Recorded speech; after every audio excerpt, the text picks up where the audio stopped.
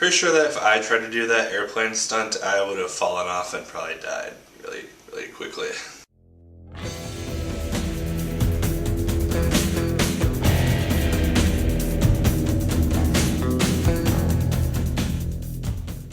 Hello once again, watchers of good movies. My name is Nick Pell and this is once again coming from my apartment. Now this is a somewhat late review of Mission Impossible Rogue Nation.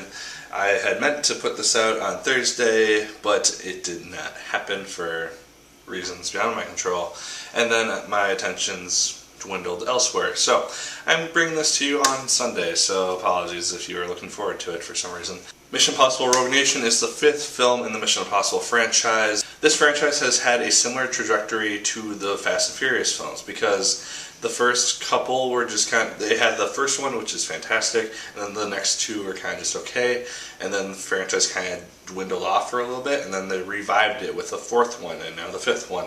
And if it keeps going and following Fast and Furious's pace, the 6th and 7th ones are going to be just fantastic. But yes, this franchise once again stars Tom Cruise in the lead role as Ethan Hunt. He continues to show that he can do these acting roles really, really well. He does all of his own stunts. He might be a crazy person in real life, but he is a fantastic actor. And you see this on screen. You see that he wants to deliver the truest performance that he could possibly give to his audience, and this is something which is really respectable, I think.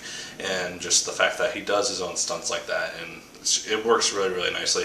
Simon Pegg continues to bring the comedy. He is very much the comedic relief in this film.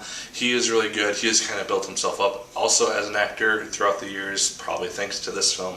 Kind of new people to this film. Rebecca Ferguson, she plays kind of this person who you don't really know whose side she's ultimately on until the very end of the film. I did like this because it left me kind of wondering, it's like, okay, is she going to be on this side or that side by the very end of the film? And I like not knowing exactly where everyone lies outside of the main cast. And then Sean Harris is our villain. He plays this guy who runs the syndicate, and you find out more about him as the film goes on, but he is a very mean person. The action scenes are the main things which kind of stand out for me in this film because they are all always awesome. They're all really well choreographed.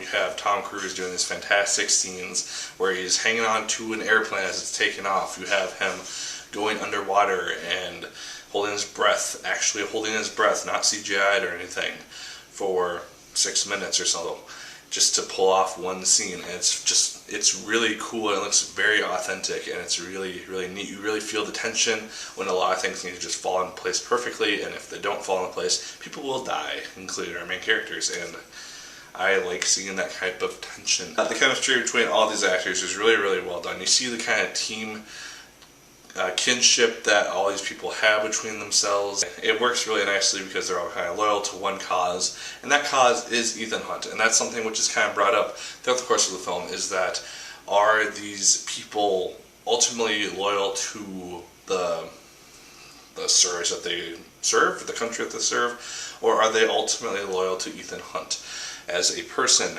and not as a country? And it's just kind of an interesting thing that they kind of play with. They don't really fully answer it, but it's kind of a neat concept that I hope that continues to be brought up in future installments of the franchise. The music is also really well done because they kind of bring back the Mission Impossible theme that kind of splash it throughout the course of the film, and it fits really nicely where it does. The film did seem a little bit long to me. That's kind of my only real main gripe. Maybe it's because I was tired because I didn't get a lot of sleep last night, but there was a lot of times, kind of more towards the middle, where I was like, can we speed this up a little bit? So it kind of does slow down a little bit. The ending, though, is very clever in how they pull it off. Like, the last half hour is really, really fun to watch. But I just felt like they could have kind of rushed it along a little better, just had a little bit better pacing. But those are my only real gripes with the film. I thought it was a really fun ride. It was really fun. Tom Cruise, Simon Pegg, they kind of bring it, and they kind of hold this film in place as a team. And it just works really nicely as a film, so I did enjoy it. I definitely recommend going to see it in theaters if you have an opportunity this weekend, or if you have already gone and see it. Let me know what you thought of it down in the comments down below. Did you like it as much as I did? Did you hate it more than I did? Let me know. Like, fair comment, and subscribe. Once again, if you so choose, I'd appreciate it immensely. But as always, my people, my name is Nick Pell, and once again, keep on watching.